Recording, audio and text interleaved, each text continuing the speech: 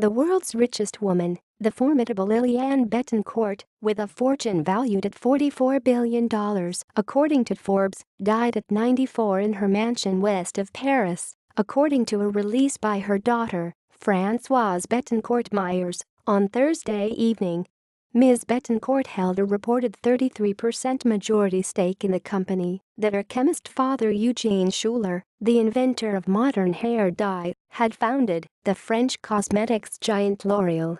Ms. Bettencourt leaves her stake in this iconic, white-hot, extremely high-performing engine of global style and beauty to her descendants.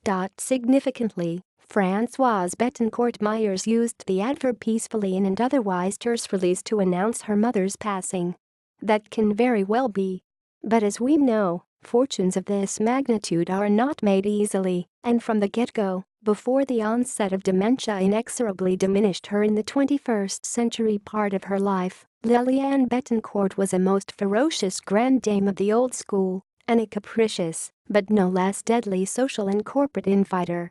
The history she left in her wake has been all but peaceful. How that history played out, and what it still holds in store, is worth study, certainly a serious financial biography, if not also as a real-life high-drama Dallas-level family soap opera, starring Liliane as the French iteration of J.R. Ewing.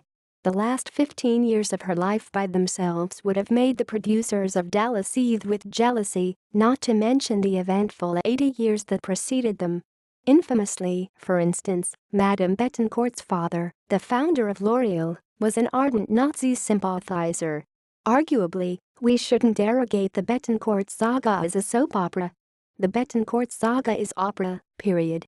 As such, its denouement completely transfixed France between 2007 and 2016, right up to and including then-President Nicolas Sarkozy, who became an actor in it against his will, and whose charges of accepting illegal donations from Bettencourt proxies were dropped for lack of evidence in 2013. The affair was rooted in a long-standing friendship that Ms. Bettencourt cultivated, and that was heavily cultivated right back, with boulevardier cum bon vivant François-Marie Baynier.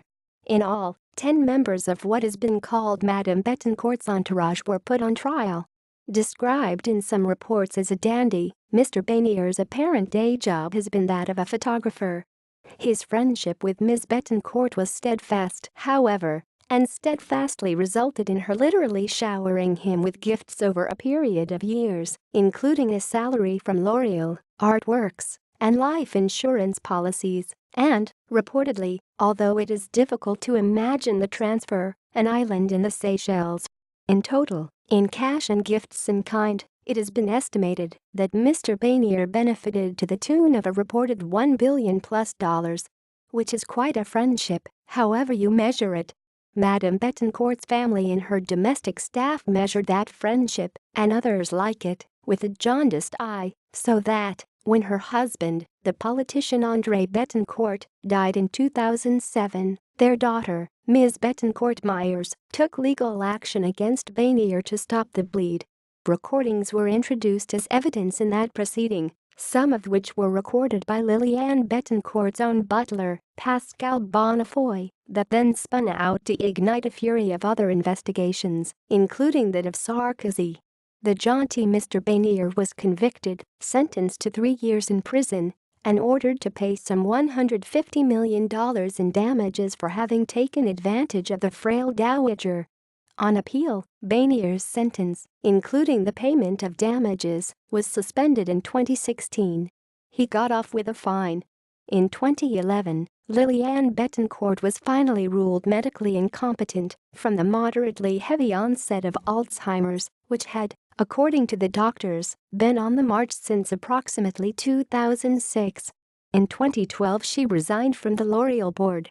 The lesson for the families of eccentric, ailing billionaires such as Liliane Bettencourt is one of patience and of deliberate, if painful, action. Although Monsieur Baynier seems to have managed to retain much of the mind-boggling sums bestowed upon him, the cautionary lesson for aspiring leeches hoping to siphon a living from future multi-billionaire grand dames is also clear. Don't urinate in the mansion's flowerbeds, as Baynier reportedly did. Don't lie on Madame's bed with your shoes on, as Bainier reportedly did, and under no circumstances beg outright for money, as Bainier reportedly did. Above all, don't offend Madam's butler. He may actually be more loyal and more of a whistleblower than one suspects.